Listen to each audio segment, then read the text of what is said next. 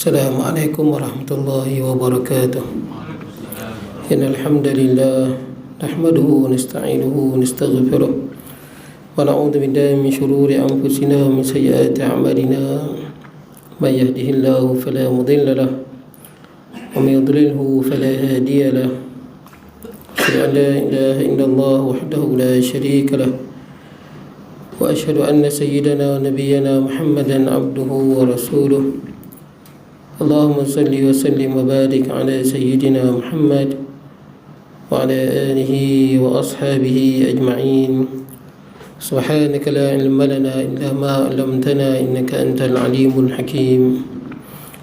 Rabbi shrah li sadri wa yassir li amri wahlul 'uqdatam min lisani yafqahu qawli.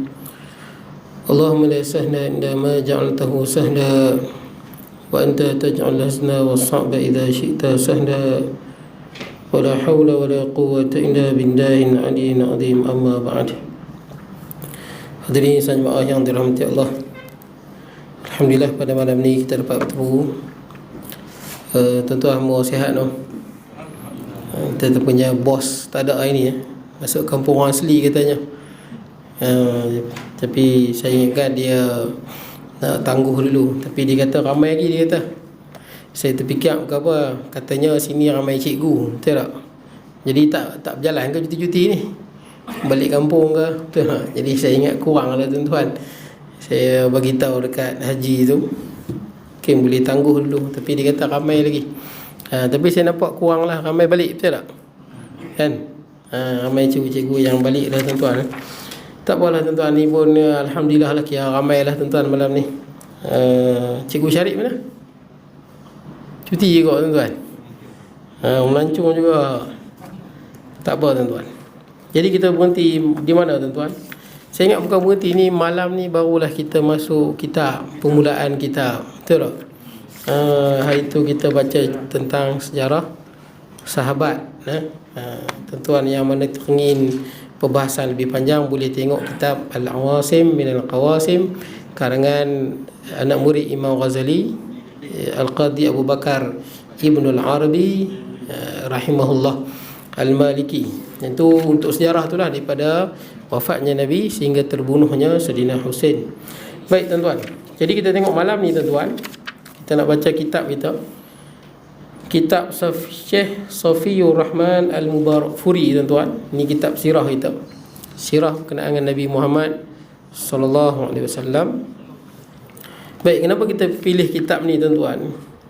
Kitab ni tuan-tuan, kitab yang mana ketika mana kerajaan Arab Saudi dalam tahun 1980-an ke 70-an menganjurkan pertandingan menulis jarah Nabi sallallahu alaihi wasallam.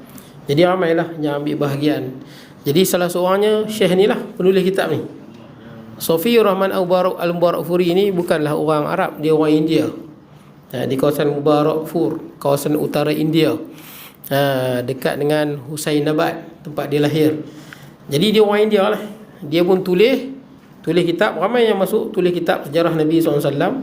Dia pun tengoklah daripada sudut riwayatnya, kemudian di sudut apa, kesahihannya, faktanya dan sebagainya lah. Jadi berdasarkan banyak kitab yang dipersembahkan itulah, jadi kitab ni terpilih lepas lajnah tahqiq tengok, dia tengok kitab mana yang terbaik. Jadi dia pun buat keputusan kitab ni merupakan kitab yang terbaik, membicarakan tentang sirah Nabi SAW.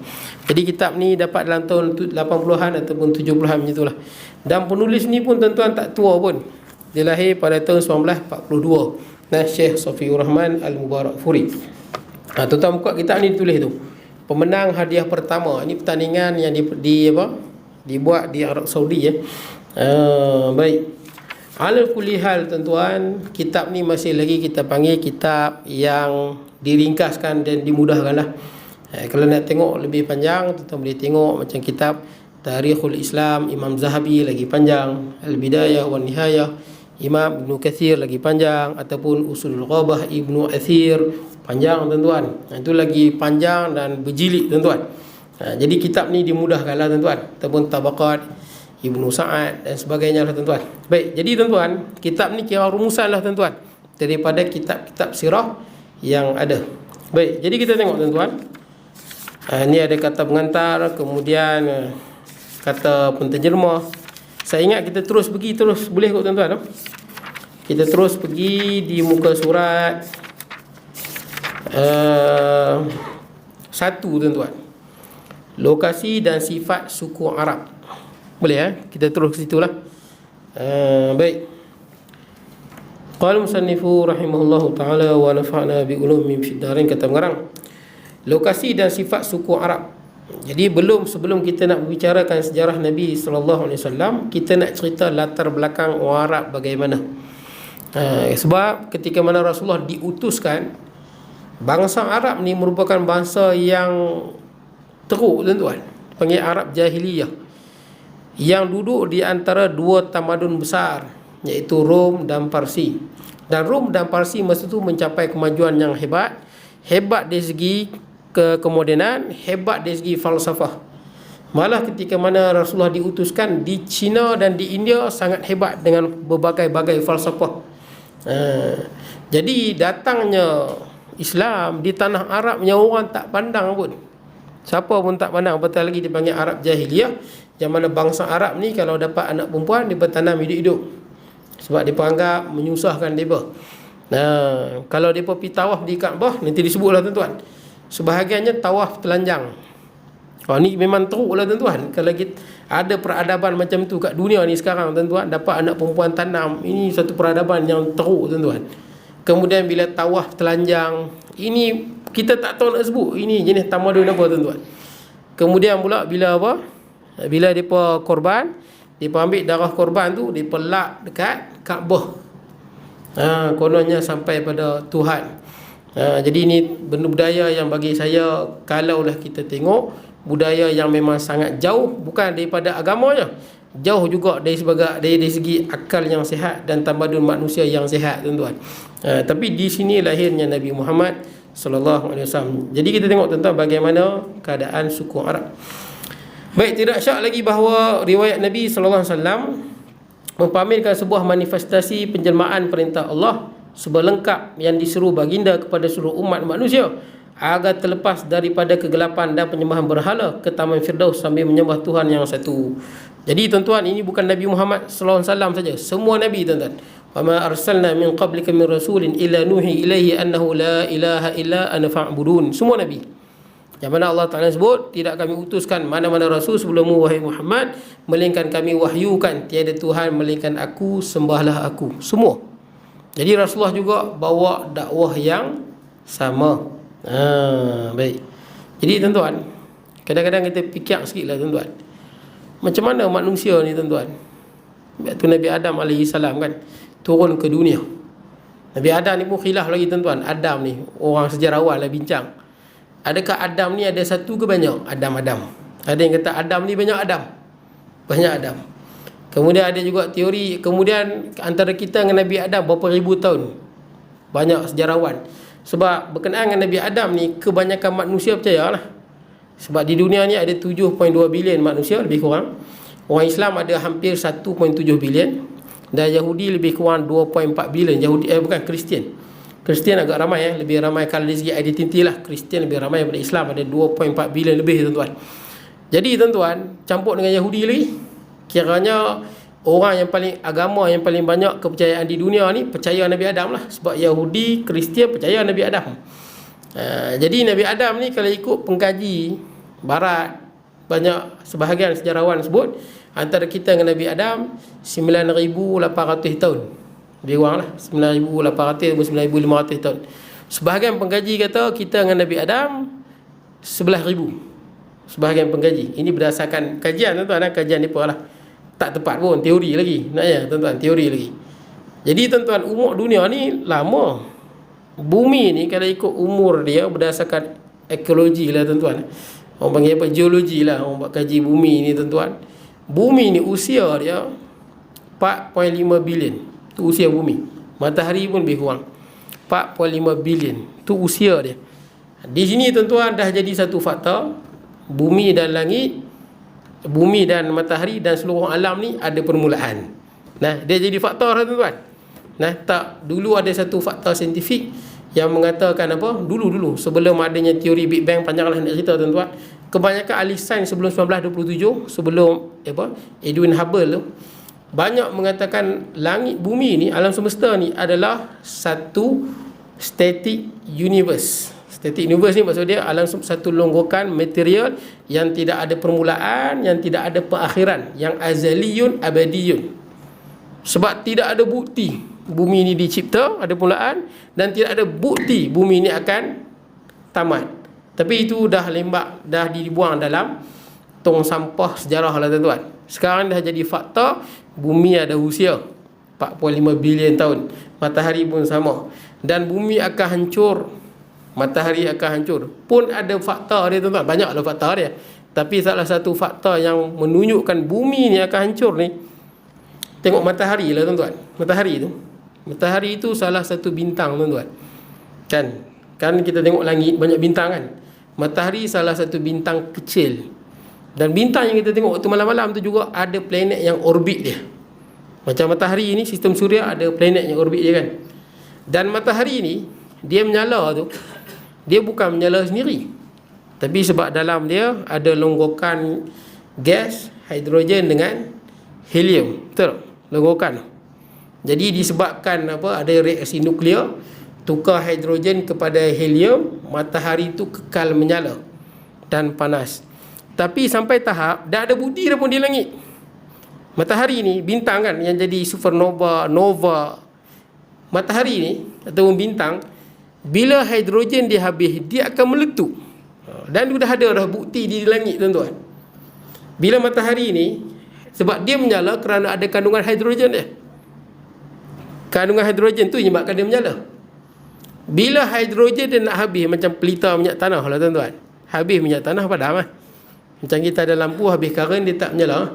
Matahari tu ada hidrogen dalam dia, padat dalam tu. Bila hidrogen dia nak habis, dia tukar hidrogen kepada helium. Bila hidrogen nak habis, dia akan kembang.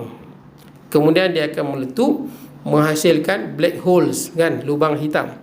Jadi dari segi situ pun tuan-tuan kita nampak dah, kod mana pun ni tempat kita duduk ni, dari segi fakta sains dia akan hancur. Cumanya menurut kajian mereka katanya lambat lagi lah. Katanya lambat lagi dan sebagainya lah. Tapi kod mana pun akan hancur. Baik tuan-tuan, tak apalah. Bumi ni 45 bilion tahun. Kita dengan Nabi Adam ada yang kata 11,000, ada yang kata 9,000, dan ada yang kata 200,000 kita dengan Nabi Adam. Sebelum tu siapa duduk? Itu perbahasan panjang lah tuan-tuan. Ala kulli hal tuan-tuan, kita pegang mudah saja. Manusia yang pertama adalah Nabi Adam alaihi salam. Mungkin sebelum tu ada Han dan Jan, ada mak jin yang duduk, boleh jadilah. Yang mana ketika mana nak jadikan manusia, kan malaikat sebut taj'alu fiha may yufsidu fiha wa yasfiku dima, adakah nak jadikan satu makhluk yang buat kerosakan dan saling menumpah darah. Macam mana malaikat boleh tahu? Seolah-olah di bumi dulu dah ada makhluk lain yang ada nafsu. Jadi bila manusia juga ada nafsu, perangai fi'il lebih kurang sama. Tu malaikat keluarkan pandangan. Nah, ada katanya Han dan Jan. Di kalangan mereka ada yang terbaik, iblis tu diangkat duduk dalam syurga dan sebagainya. Panjang cerita tuan-tuan. Pendek cerita tuan-tuan, bila turun Nabi Adam alaihi salam, Nabi Adam beriman pada Allah. Dengan Siti Hawa beriman. Anak Nabi Adam semua beriman kecuali seorang yang masuk neraka kan. Qabil masuk neraka tuan-tuan. Yang bunuh adik dia Habil tu. Kan dia bunuh kan. Ada yang kata dia cekik, ada yang kata dia hempak dengan batu, pecah kepala. Jadi tentang Qabil masuk neraka. Anak Nabi Adam ada 40. 20 lelaki, 20 perempuan. Dalam banyak-banyak anak Nabi Adam, satu saja yang ada keturunan, iaitu Syith bin Adam. Semua beriman. Sampai zaman Nabi Idris semua beriman. Sampai zaman Nabi Nuh. Sebab tu kita ingat tuan-tuan, kita sekurang-kurangnya, kita ni adik-beradik bertemu pada 3 Nabi. Sekurang-kurangnya. Pertama Nabi Adam. Betul tak? Kita semua bertemu keturunan kita di Nabi Adam. Yang kedua bertemu di Nabi Syith.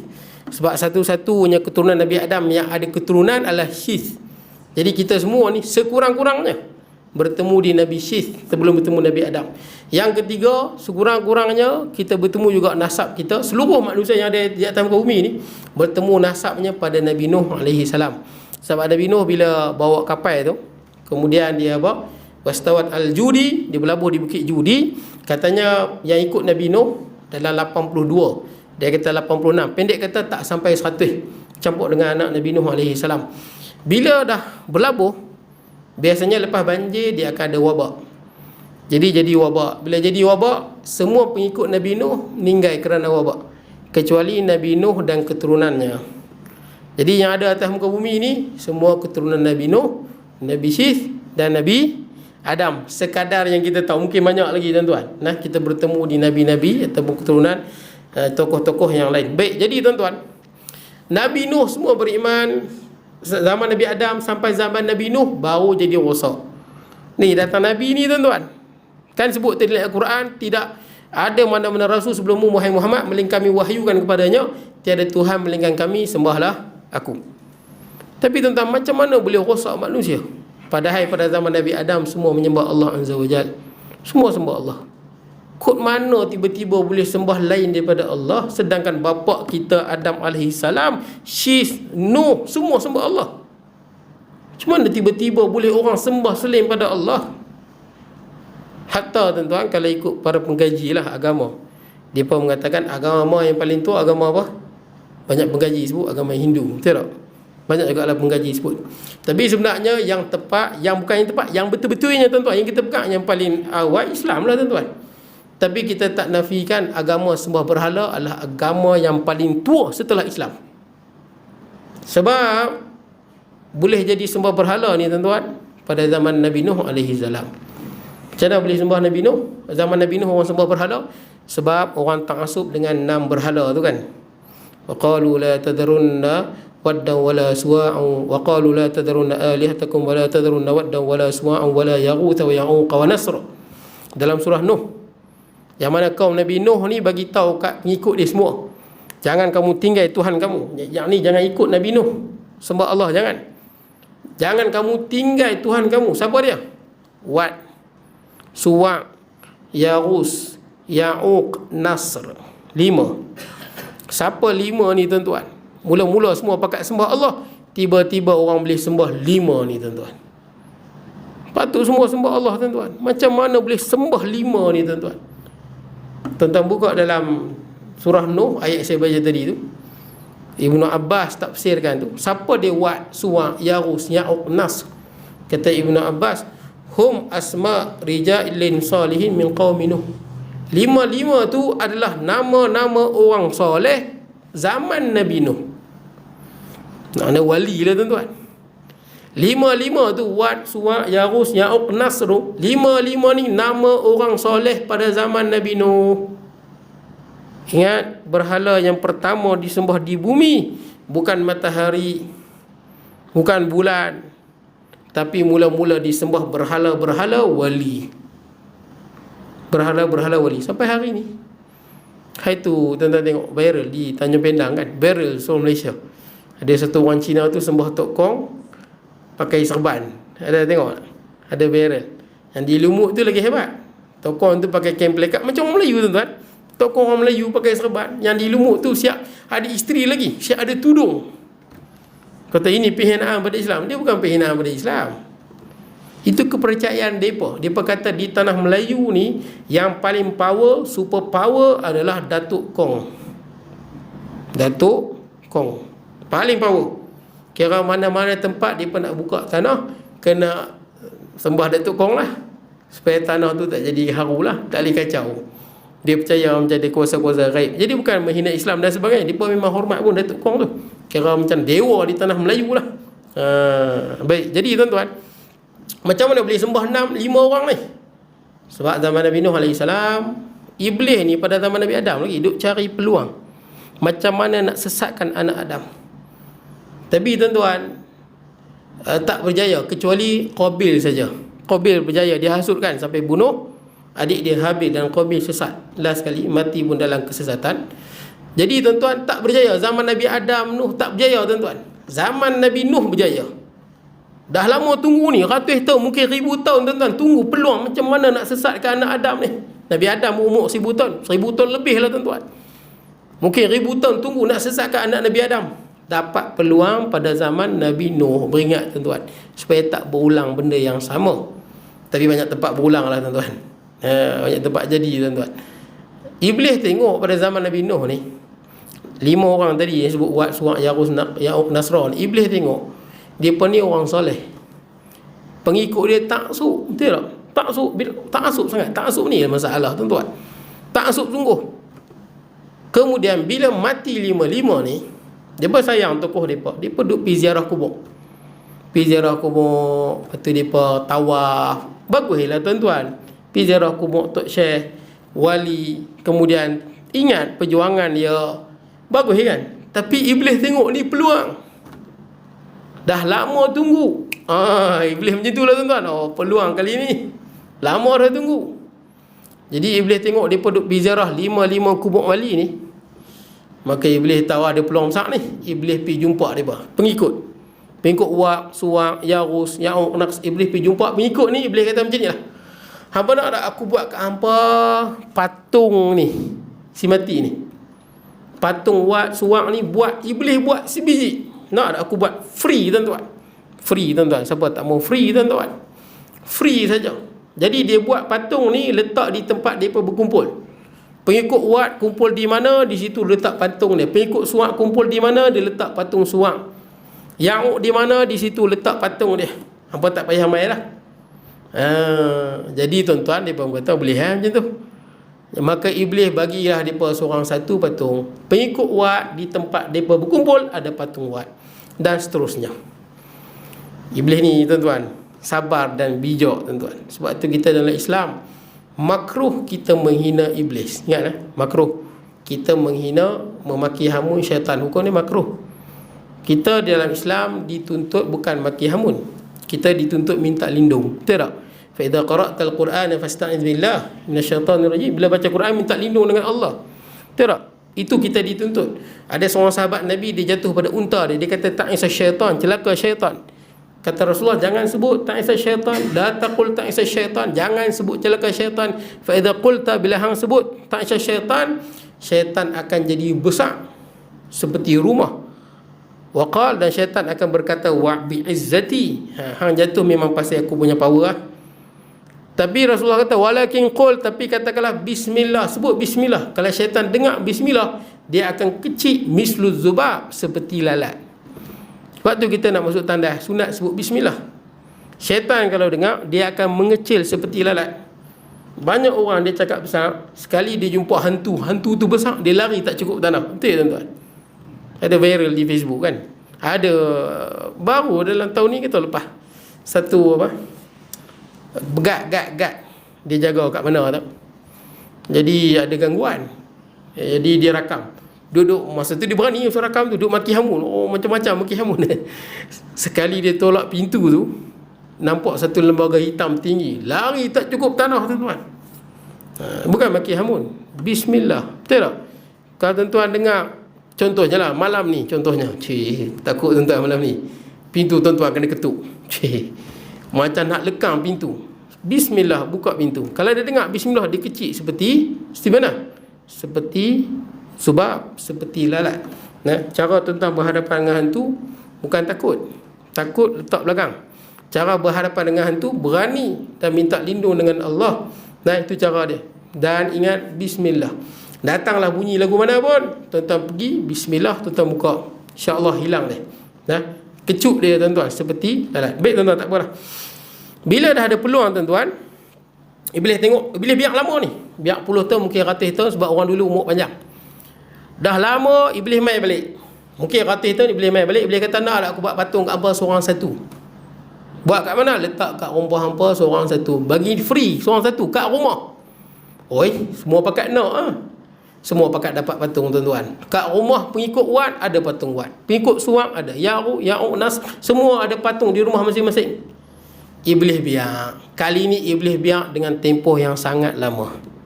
Sampai dia pun mati. Tuan-tuan tahu Nabi Nuh umur dia 1000 tahun kan. Pengikut dia pun panjang umur dia. Jadi iblis biar lama. Sampai mati dia pun punya generasi tu dah mati. Mai anak depa tak datang lagi. Sampai hilang asal tu. Pasal apa ada patung dalam rumah. Sampai hilang benda tu. Mungkin dia ingat. Anak mungkin ingat sikit. Tang cucu mungkin dah pening dah. Jadi waktu mereka timbul persoalan, pasal apa kat rumah kita ada patung? Pasal apa kat tempat kita berkumpul ada patung? Pasal apa? Kat mengikut Suwak ada, Yarus ada, Ya'uq ada, Nasra pun ada patung.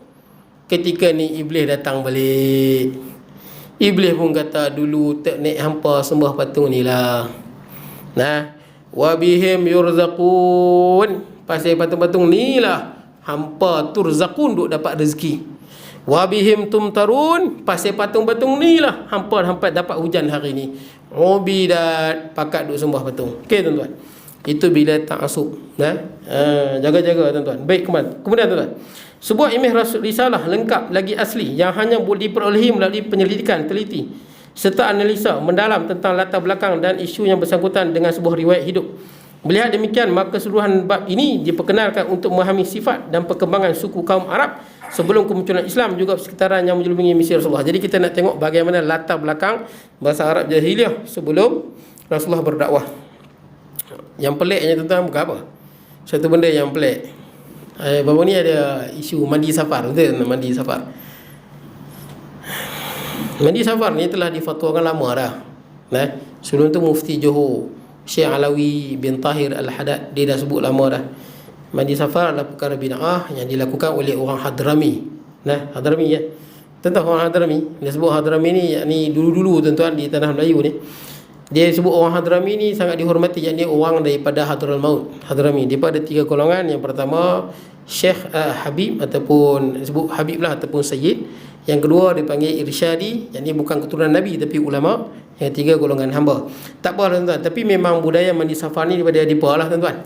Dibawa. Jadi Syekh Alawi bin Tahir Al-Haddad ni, dia keturunan Sayyidina Husain, keturunan Rasulullah, dan dia adalah mufti Johor lama dah tuan-tuan, tahun 1970-an. Dia keluar fatwa dia adalah mandi safar lah bid'ah, bercanggah dengan Islam. Kemudian pada tahun 1996 seluruh mufti seluruh Malaysia, 1996 mufti seluruh Malaysia berkumpul juga sepakat mandi safar adalah perbuatan bid'ah yang bercanggah dengan Islam. Jadi sepatutnya tak jadi isu dah lah tuan-tuan. Dah selesai dah lah tuan-tuan. Dulu-dulu pun ada orang mandi safar tuan-tuan. Kat mana tuan-tuan? Kat sini. Tahu? Kuala Bukit Merah tidak. Bila last mandi? Saya tanya orang dekat-dekat tu, kata last ustaz lepas 13 Mei tak ada. 13 Mei kan 1969 ada KPU masa tu. Jadi dia pun tak berani berkumpul sampai hari ni. Tu hikmah 13 Mei kot tuan-tuan. Pakat tak mandi safar dah. Tidak duk mandi safar tu dekat Kuala Bukit Merah. Ketua dia katanya Tok Kadi tuan-tuan. Saya tak tahu betul tak betul. Orang lain cerita tuan-tuan. Pakat mandi safar. Tuan-tuan, dalam Islam tidak ada safar. Dalam Islam tidak ada apa orang panggil apa? Sial-sial tidak dalam Islam. Nabi sebutlah. Nah, tatayur tak ada, la tirata wala hammah wala safar wala adwa. Nabi dah sebut tidak ada benda ni semua. Nah, dengar burung hantu ada orang hak mati.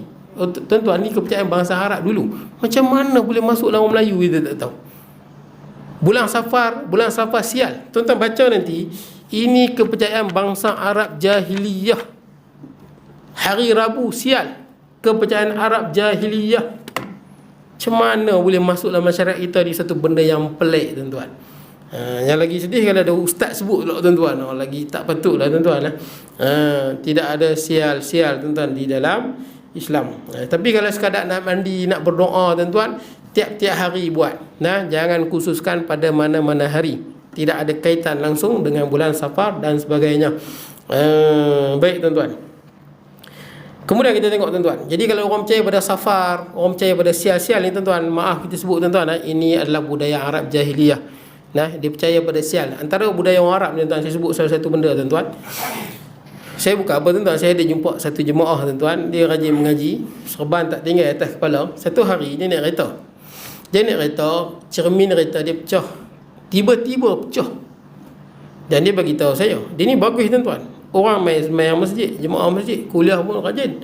Tapi bila benda tu berlaku pada dia, maka dia sebut ustaz hari ni hari sial saya. Leceh lah tuan-tuan. Sebab dalam Islam tidak ada sial. Tidak ada sial di dalam Islam. Sial-sial tak ada. Tidak boleh. Dulu orang Arab tuan-tuan, dia kalau nak keluar perjalanan dulu tuan-tuan, nak keluar dalam perjalanan, dia nak tengok perjalanan ni elok ke tak elok, orang Arab dia ambil burung, dia lempak. Kalau burung tu terbang belah kanan, kira perjalanan ni bagus. Kalau burung tu terbang belah kiri, jalan ni tak bagus. Sebab tu dia sebut tiarah. Tiarah tu pada burung, tayyirun. Kita baca dalam surah Yasin kan, qalu inna tatayyarna bikum. Tatayyur kan, tatayyur tu sial-sial tu daripada tayyirun, burung. Perkataan burung tu, pasal orang Arab dia guna burung untuk menentukan sial dan sial ataupun tidak sial tu. Dalam Quran tak ada, sial-sial tak ada dalam Islam tuan-tuan. Sebab tu Nabi pesan dah, wa auqidut tayr fi maqnatiha, letakkan burung di tempat dia. Jangan jadikan burung sebagai penanda aras sial ataupun tidak sial. Tak boleh. Tidak ada sial dalam Islam. Jadi leceh lah tuan-tuan kalau kita masih lagi percaya benda sial. Yang kita duk mengaji tuan-tuan, dalam Islam tidak ada sial. Dengar burung hantu. Kan ada orang percaya kan, burung hantu mana dia apa? Ada orang nak mati kan. Rumah sewa saya kat Masjid Tinggi tu memang ada burung hantu tuan-tuan kat situ. Tiap-tiap malam saya dengar tuan-tuan. Siapa pula nak mati malam ni? Tak ada lah tuan-tuan. Tak ada dalam Islam tuan-tuan. Sama juga kepercayaan duduk saja-saja, kupu-kupu masuk rumah. Mana dia apa? Tuan-tuan percaya juga tu. Ada lagi satu orang duduk saja-saja, tangan gatai. Tangan gatai nak dapat duit. Bukan ada duit, kuman. Betul tak? Bukan duit. Dia kata nak dapat duit. Siapa nak bagi orang duit? Lagi bagi tuan-tuan. Dia lain bangsa lain tuan-tuan. Betul tak? Lain bangsa lain kepercayaan sial lah. Tuan-tuan pergi belah Korea ke, China ke, belah sana kan, belah Taiwan ke, dia pun tak mau nombor 4 tu. Betul tak? Tak mau 4. Sebab tu kadang-kadang iPhone 4 tak ada, Sony, betul tak kan? 4 Pro tak ada. Sial tu, takut orang Cina tak beli. Pasal tak? Kadang-kadang dia ada Sony, apa version apa? Pro 1 Max lah, 2 Max lah, 3 lah, betul tak kan? Tapi 4 tak ada. Kadang-kadang dia jadi 3 Plus, betul tak kan? 3 Plus, barulah dia jadi 5, betul tak? 4 tak mau, nanti orang Cina, Korea tak beli. Sampai tuan-tuan kalau pergi belah sana, kalau naik lift dia ada tingkat 1, 2, 3, 4 macam mana 4? 3A 5 punya tak mau 4. Lain bangsa lain tuan-tuan. Baik, tapi dalam Islam tak ada. Ini hanyalah bisikan syaitan untuk menakut-nakutkan anak Adam. Leceh kalau ustaz sebut benda ni. Orang agama percaya leceh lah tuan-tuan. Satu aib lah tuan-tuan. Lagi satu tuan-tuan, makan akad pinggan. Kita duduk bawah, makan akad pinggan. Ini tak semua orang percaya. Kita duduk bawah misalnya, makan akad pinggan. Apa makna dia? Tak semua orang percaya. Tapi saya dulu duduk bawah, makan akad pinggan. Arwah tok saya tengok, jangan makan macam tu. Pasal apa? Tok saya kata, hang makan lagu tu nanti hang besar, hang buat pelari anak darah orang. Lagi teruk. Saya dengar, lagi teruk ni. Alhamdulillah saya kahwin elok tuan-tuan. Saya tak buat pelari nak darah orang tuan-tuan. Tolonglah kita orang agama ni jangan percaya lah. Itulah saya nak pesan tuan-tuan. Percayalah, ambil gambar 3 orang yang tengah mati tak, 3-3 mati. Betul tak? Itu yang betul. Okey tuan, kita tengok. Jadi orang agama kita tinggallah benda-benda tuan-tuan. Kemudian perkataan Arab dari segi linguistik membawa makna gurun dan tanah gersang kering kontang. Itu dari segi bahasa tuan-tuan. Dari segi bahasa merujuk kepada makna gurun dan tanah gersang kering kontang tanpa air dan pokok. Semenjak permulaan sejarah, Semenanjung Arab dan penghuninya bergelar pada nama tersebut. Dari segi bahasa itu makna dia. Gurun, tanah kering kontang, gersang. Itu makna dia, tanpa air dan pokok. Itu makna Arab. Baik. Semenanjung Arab terkepung oleh Laut Merah dan Sinai di sebelah barat, Teluk Arab di sebelah timur. Jadi Semenanjung Arab terkepung oleh Laut Merah satu, dan Semenanjung Sinai di sebelah barat. Sebelah sini kalau kita tengok, sebelah sini Laut Merah, sebelah sini Semenanjung Sinai. Nak ke Israel dan Mesir tuan. Kemudian Teluk Arab di sebelah timur, Laut Arab lanjutan daripada Lautan Hindi di sebelah selatan bawah. Manakala di sebelah utara pula Syria tua dan sebahagian negara Iraq belah utara atas. Keseluruhan wilayah ini dianggarkan antara 1 juta 1/4 batu persegi keluasan dia.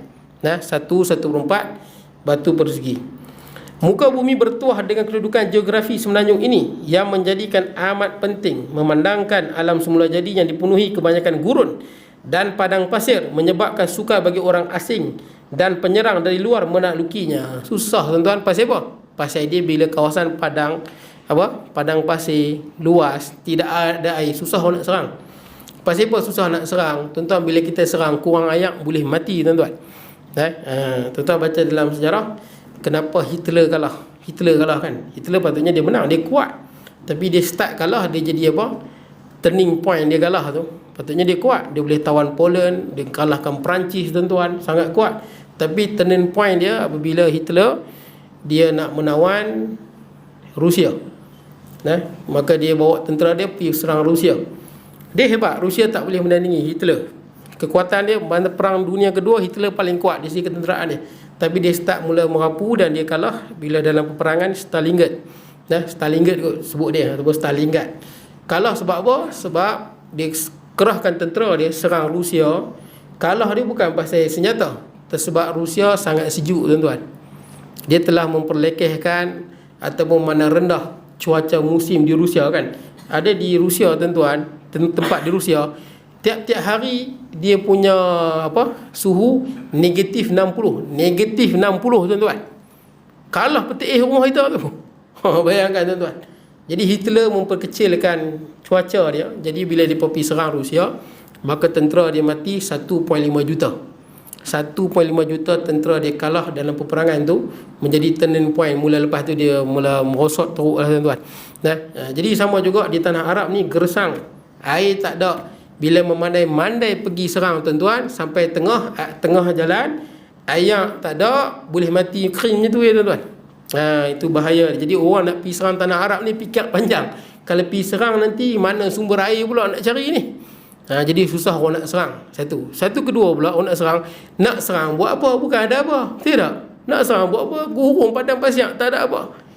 Tapi tuan-tuan, hebatnya hadis Nabi tuan-tuan. Kita ambil sikit tuan-tuan, hebatnya hadis Nabi SAW. Sepatutnya kita dengar hadis ni, saya dan tuan-tuan makin kuat iman kita, lagi banyak ibadah kita. Sepatutnya lah tuan-tuan.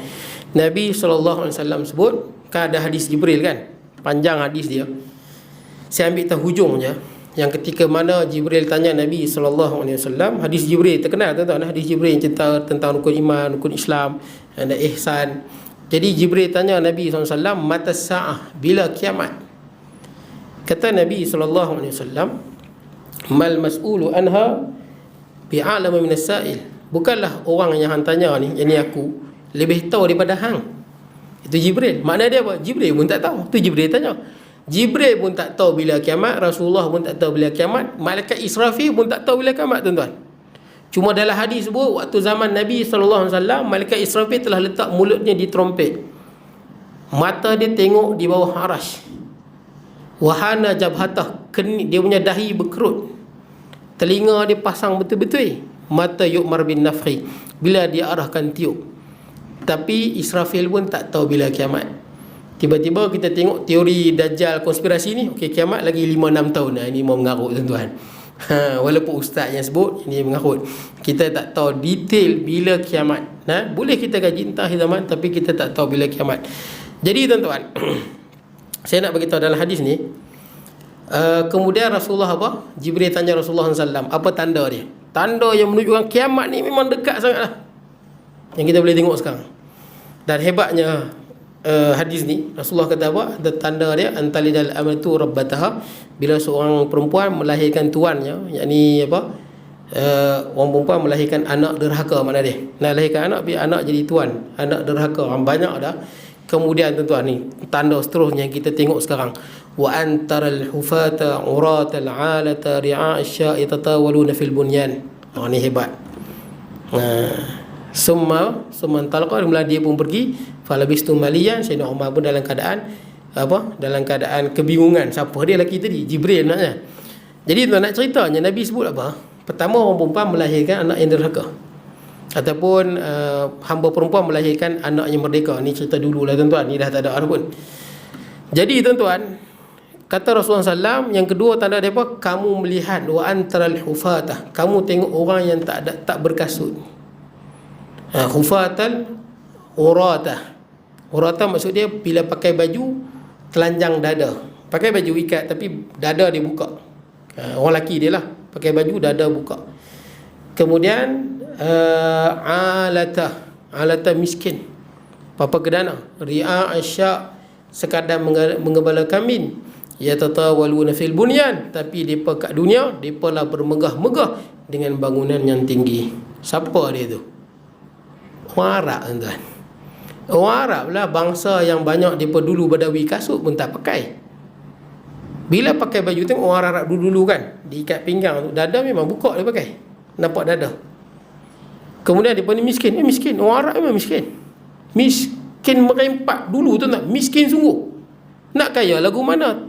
Mana ada buah dia pun, ada kurma lagu ni anak ada pun. Ayam pun tak ada, tuan-tuan, tak subur. Tak ada apa-apa hasil, emas pun tak ada. Miskin, tuan-tuan. Habis tu apa kerja dia hidup? Ri'a asya, mengembala kambing. Betul, tuan-tuan? Itu tuan-tuan baca kisah Nabi dan kisah dulu, mengembala kambing. Yang kaya pada zaman Nabi pun, tuan-tuan, mereka berdagang kan, pergi ke Syria, betul tak? Tu pun pergi keluar negara, bukan negeri je apa, keluar negara. Syria, bawah Rom masa tu. Jadi tuan-tuan, Rasulullah sebut ya tatawaluna fil bunyan, bermegah-megah dengan bangunan yang tinggi. Betul, tuan-tuan? Kenapa hadis? Ya betul lah. Pertama kita tengok yang paling tinggi adalah di Burj Khalifah kan. Tinggi 868 ke 864 tinggi dia. Sekarang ni bukan dia paling tinggi dah. Telah dikalahkan oleh Kingdom Tower. Kingdom Tower berada di Riyadh. Nah, di Riyadh tinggi dia 108 ataupun 108 km. Sampai ke awal, tuan-tuan. 1 km lebih tinggi Kingdom Tower yang berada di Riyadh. Mana dia kat dunia, tuan-tuan? Saya pernah pergi Qatar, saya tengok bagaimana mewahnya orang di sana, tuan-tuan.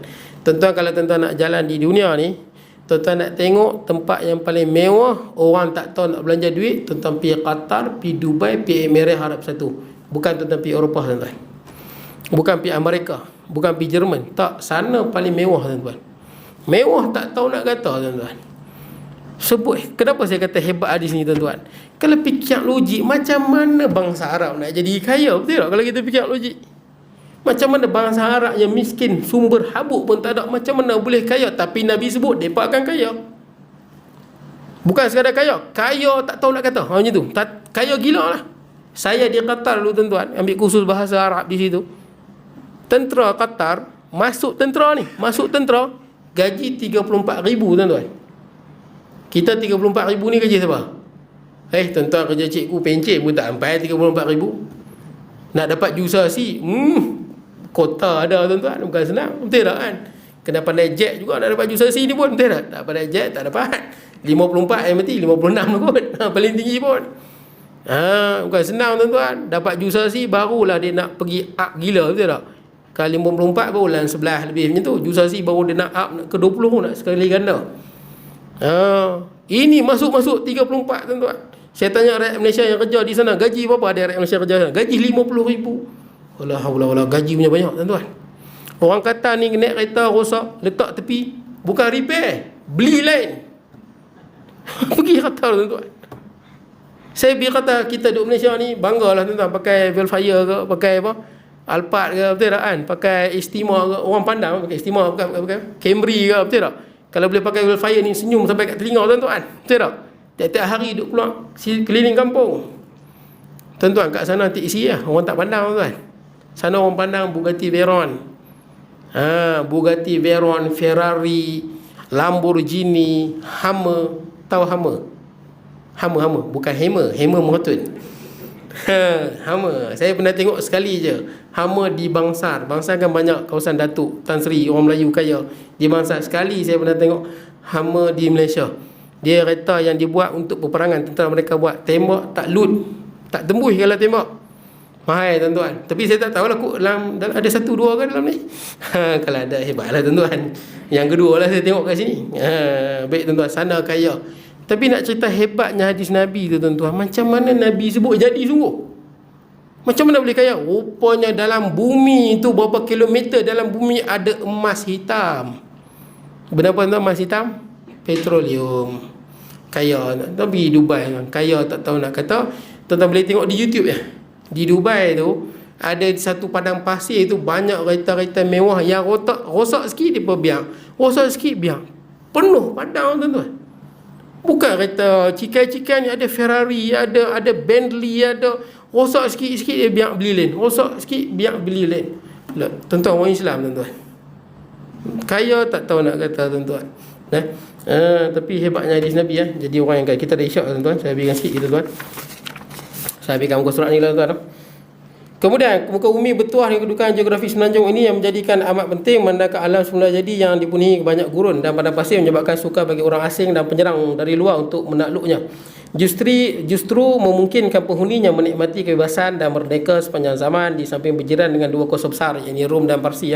Sebaliknya apabila dilihat dari luar merupakan pusat dunia tertua dan menawarkan lautan dan daratan yang menghubungkan dengan kebanyakan negara pada waktu itu. Bersyukur dengan kedudukan semenanjung Arab yang strategik yang membolehkan menjadi pusat perdagangan, kebudayaan, agama dan seni. Okey, kita berhenti di situ. Akan datang kita pergi suku kaum Arab tuan-tuan. Suku kaum Arab. Sebenarnya malam ni saya standby tuan-tuan nak cerita tentang bangsa Melayu. Betul tak? Sebelum kita pergi sini. Tapi tak sempat tuan-tuan, itu orang Melayu. Kan ada orang kata orang Melayu daripada Yunan, betul tak? Daripada China. Ada teori mengatakan daripada Taiwan, out of Sundaland dan sebagainya tuan-tuan. Tapi pendek kata tuan-tuan memang ada dua teori tu dan teori ni disebut ringkas tuan-tuan. Ringkas je. Satu teori mengatakan orang Melayu ni, sebut Melayu ni tuan-tuan meliputi semua Jawa, Minang, Banjar, semua.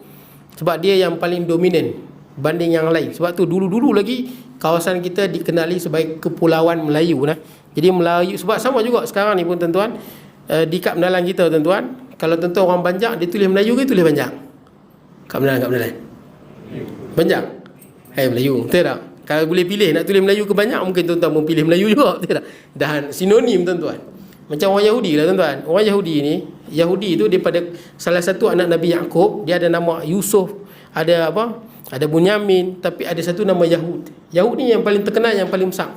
Selalu kita sebut suku Yahudi merangkumi semua yang lain tuan-tuan. Dia paling dominan. Sama juga dalam banyak-banyak suku yang ada di tanah Melayu ni, mungkin semua sebenarnya rumpun yang sama. Tapi yang paling dominan adalah kerajaan Melayu yang berada di Jambi dulu. Jadi bila orang British ke mana-mana sebut Melayu, hatta di China pun dulu pedagang dulu sebut kepulauan ini dipanggil Kepulauan Melayu. Jadi ada dua teori. Yang pertama ada yang kata Melayu ni, tak kira bila sebut Melayu ni, dalam teori ni bila sebut Melayu ni semua sekali maksud dia. Banjar ke, Minang ke, Melayu saja, Melayu Kedah, Melayu Kelantan, Melayu mana-mana lah. Dia sebut Melayu merangkumi semua yang ada di Nusantara ni. Yang pertama kata daripada Taiwan. Ini disebut oleh pengkaji daripada Australia. Nama dia Robert Blas kot. Dan ada beberapa orang lagi yang sebut itulah katanya. Yang kedua pengkaji daripada Eropah. Ini disebut oleh Hendrik Ken antaranya. Dia sebut katanya orang Melayu ni daripada Yunan, China. Tapi kemudian datang yang pengkaji kaji balik sebab ini berdasarkan depa kaji ni berdasarkan tengok sejarah kasar saja, secara kasar. Dan dua benda ni tuan-tuan dimainkan, agak menyedihkan. Banyak juga saya dengar kadang-kadang orang yang bukan Melayu lah, terutama sebahagian daripada pengkaji sejarawan India dan China di Malaysia, dia pun selalu main benda ni lah. Malah kadang cikgu pun dia bersebut katanya orang Melayu juga pendatang daripada China atau pendatang daripada Taiwan. Dia guna dua teori ni satu daripada pakar Australia, satu lagi pakar daripada Eropah. Maka bangkit pada tahun 1994 pengkaji di Malaysia, kaji terus, ni kaji lagi dahsyat dari segi arkeologi, antropologi, malah guna DNA lagi, kaji sungguh-sungguh, dikuasai oleh Profesor Emeritus Wan Hashim Wantih. Dia kaji sungguh-sungguh bangsa Melayu ni asal pada mana. Kaji sungguh-sungguh, kesimpulannya bangsa Melayu memang daripada sini. Malah tamadun Melayu adalah antara tamadun yang tertua di dunia. Antara yang tertua berdasarkan ekologi dan DNA, kata yang paling tua adalah Afrika 150,000 tahun yang lepas. Kemudian katanya tamadun Melayu lebih kurang 72,000 tahun yang lepas berdasarkan ekologi dan DNA yang ada tuan-tuan. Itulah kajian yang paling tepat. Asalnya orang Melayu adalah berada di sini tuan-tuan. Nama pun tanah Melayu tuan-tuan. Kalau Melayu daripada Taiwan tuan-tuan, habis tu orang Taiwan daripada mana? Tuan-tuan. Kalau Melayu daripada China, orang Yunan daripada mana? Ini semua mengarut tuan-tuan. Yang betulnya orang Melayu memang di sini tuan-tuan. Antara tamadun yang tertua di dunia setelah tamadun Afrika. Habis tuan-tuan. InsyaAllah kemudian kita akan sambung pada yang hal lepas tu insya-Allah. Jadi kita bertemu pada masa akan datang. Bismillahirrahmanirrahim. Jam'ana hadza jam'an tafarraqana ba'di tafarraqan masuma. Wala taj'al minna syaqiyan wala mahbuban wala matuda wa sallallahu nabiyina Muhammad wa ala alihi wa sahbihi baraka wa sallam. Alhamdulillah.